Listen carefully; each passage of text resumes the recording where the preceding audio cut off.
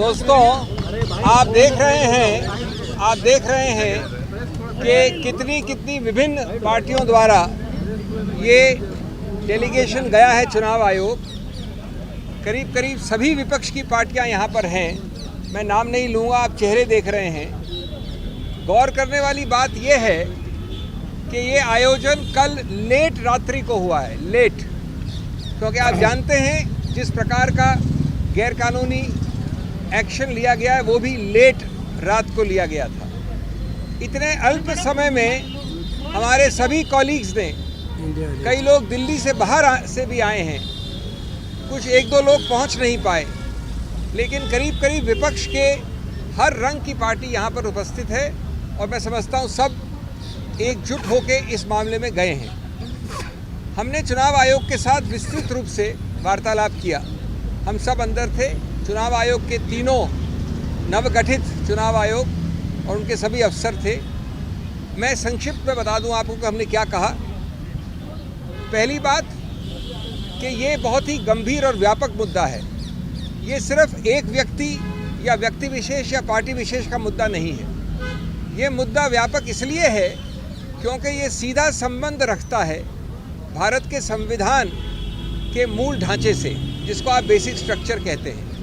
जैसा कि आप जानते हैं, मूल ढांचे का जो पूरा कानून है वो ये कहता है, बहुत अनूठी बात है भारत के बारे में, कि अगर कोई भी संवैधानिक संशोधन मूल ढांचे के विरुद्ध है तो संवैधानिक संशोधन भी असंवैधानिक करार किया जा सकता है। अब इसको हमने कैसे पक्ष रखा? जब आप इस प्रकार की चुनाव के लिए जो एक समतल ज़मीन आवश्यक है, अति आवश्यक है, अनिवार्य है, समतल ज़मीन, उस समतल ज़मीन को आप बदल देते हैं, उसको समतल नहीं रहने देते हैं दुरुपयोग करके एजेंसीज द्वारा, तो उसका सीधा दुष्प्रभाव पड़ता है स्वतंत्र निष्पक्ष चुनाव पर, फ्री एंड फेयर इलेक्शंस। उसका सीधा दुष्प्रभाव आगे पड़ता है गणतंत्र लोकतंत्र पे, डेमोक्रेसी। और स्वतंत्र निष्पक्ष चुनाव या लोकतंत्र गणतंत्र दोनों, उच्चतम न्यायालय ने केशवानंद भारती के समय से कहा है, बार बार कहा है, मूल ढांचे के एक अभिन्न अंग हैं। तो जब आप समतल ज़मीन को बदल देते हैं, नॉन समतल बना देते हैं दुरुपयोग करके एजेंसीज का, तो आप सीधा उस मूल ढांचे पे प्रहार कर रहे हैं, असंवैधानिक गैरकानूनी प्रहार। ये एक मूल मुद्दा है और इसके लिए सबसे बड़ा पुलिसमैन इस समतल ज़मीन का संविधान ने बनाया है, चुनाव आयोग को बनाया है। सिर्फ कोई स्टैट्यूटरी गठित संस्था नहीं है, ये संवैधानिक संस्था है। तो हमने उनको उनके उत्तरदायित्व की याद दिलाई और कहा कि आप बेझिझक होकर इस मामले में हस्तक्षेप करें। दूसरा पहलू हमने बड़ा रोचक रखा उनके सामने। हमने उदाहरण तो दिए, अभी मैं 2-3 दूंगा। स्वतंत्र भारत के 75 वर्ष के इतिहास में कई सरकारें आई हैं। उसका रंग ये भी हो सकता है, ये भी हो सकता है, ये भी हो सकता है। इसी सत्तारूढ़ पार्टी की सरकारें पहले आई हैं, लेकिन 75 वर्ष में कभी भी चुनाव के बिल्कुल शुरू में, चुनाव के आसपास एजेंसीज का दुरुपयोग ऐसे कभी नहीं हुआ। 75 वर्ष में पहली बार एक पदासीन मुख्यमंत्री को कल रात को गिरफ्तार किया गया है, पहली बार। कुछ हफ्तों पहले एक मुख्यमंत्री को मजबूर करके हटा के उसको गिरफ्तार किया गया।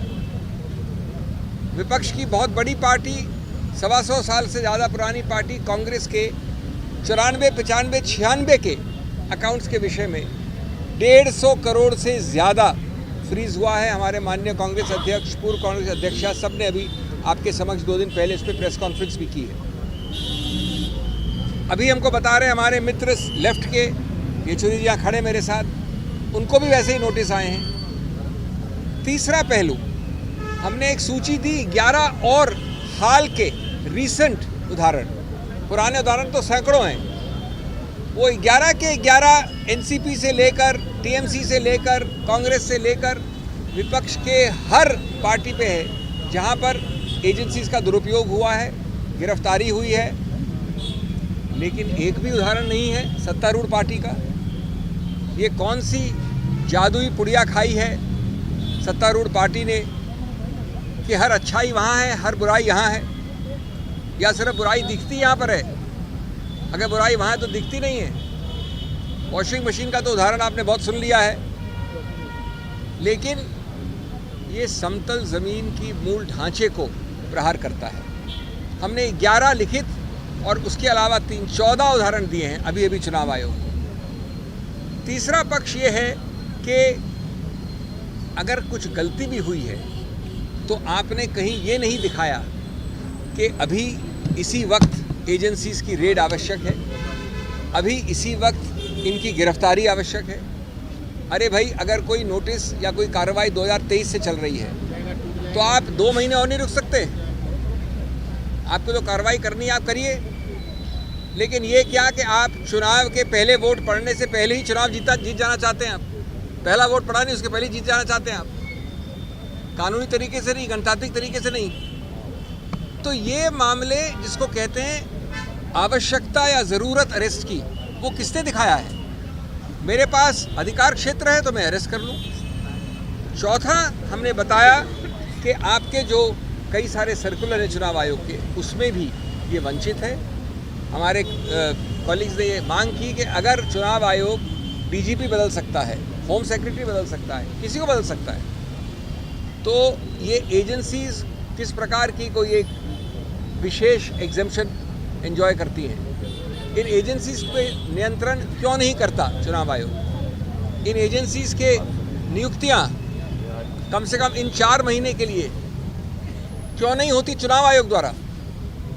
ये भी पुलिस एजेंसीज हैं एक प्रकार से, ये भी सत्तारूढ़ पार्टी के उपयोग या दुरुपयोग के लिए हैं।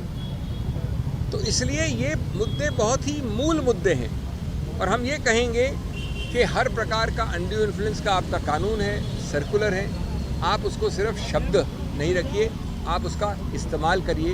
नहीं तो ये चुनाव आयोग एक सिर्फ एक सजाने के लिए कोई संस्था नहीं होनी चाहिए। ये हमारा पुलिसमैन है गणतंत्र के लिए। बाकी कई मुद्दे हमारे इसमें हैं, आपको मिलेंगे सब। मैं बहुत संक्षिप्त में अंग्रेजी में बोलूँ अपनी अनुमति के साथ।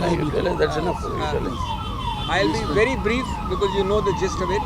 For our friends from the English media, just 1 minute, just half a minute.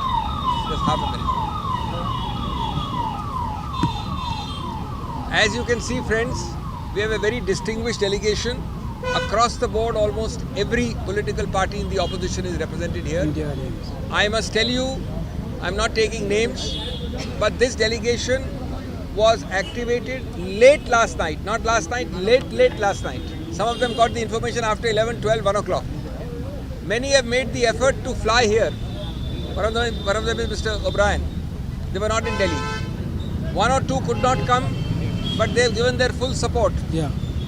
Every possible political color is represented from the opposition here at short notice. Now, we went in this delegation and unitedly told in a very detailed presentation, which is here, which you'll get also a copy of. You can mention Shiv Sena and JMM names.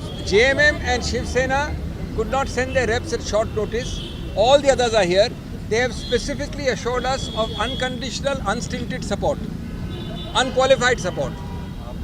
Now, in the Election Commission, we pointed out that this is not a normal complaint. It is not a complaint about X, Y or Z. It is a larger issue of affecting, impairing and undermining, sabotaging the basic structure of the Indian Constitution. We pointed out that a level playing field is the heart and soul of free and fair elections. And free and fair elections are the heart and soul of democracy itself. And democracy has been held repeatedly by the Supreme Court to be part of basic structure. So the moment you skew, you render the level playing field into a non-level playing field, then what do? You are actually affecting democracy and therefore the basic structure itself. How do you do it? You use and misuse agencies blatantly. Cases which are 20 years old, if you have to take action, I'm assuming for a minute that action is justified. Why can't the action be deferred till June, July? What is the need to arrest him today? What is the need to raid him tomorrow? Right on the cusp in the middle of elections. It is because you want to win by unfair means before the first vote is cast. Before the first vote is cast. It is because you want to win the election before the first vote is cast. And we have also given a very interesting list. We pointed out that in 75 years of Indian history, no party of whatever color, including the BJP in all its earlier avatars, has ever thought of arresting a sitting chief minister. Happened last night. Never before has it been that the other chief minister who had forced to demit office a few days before that was also arrested from Jharkhand. Never before we have given a list of recent, I repeat recent only, 11 other examples. Every party of this political spectrum standing here has been harassed, raided and arrested. Why? All the virtues are in this pocket, all the vices are this side? Or are you blind like Nelson, who chose to look only one way? He looked only this side, he saw what he wanted to see. He never saw the vices of this side. Not a single person of the ruling party is affected. How is that a level playing field? We asked this question of the mega policeman and custodian of our democracy, the Election Commission. We told them that you have constitutional powers. If you can appoint DGPs, if you can appoint heads of police, you can change Home Secretary, you've done it just now, 1 week ago. Then why can't you control the appointments to the ED, the CBI and the IT during at least the period which is known as commonly the hot period or the MCC period? There is absolutely no exemption. They are also statutory agencies, they are also executive agencies. The EC should not hesitate, we are making it very clear. We have also cited circulars of the EC, we have cited the Representation of People's Act, undue influence, you cannot allow to be used. You cannot allow agencies to act in a neutral, non-neutral, non-discriminatory fashion, and so on and so forth. I will not take more time. I will only end by saying, that when you look at our 14 examples which are very recent, I told the Election Commission respectfully that you all remember the James Bond film. The James Bond film says when it happens the first time, it is happenstance, that is chance. When it happens the second time, you can call it coincidence. When it happens the third time, it is enemy action. Recent 14 examples. I think this country must introspect, the EC must take immediate action so that words are not words but have concrete actions built into them. Thank you so much. Okay, thank you.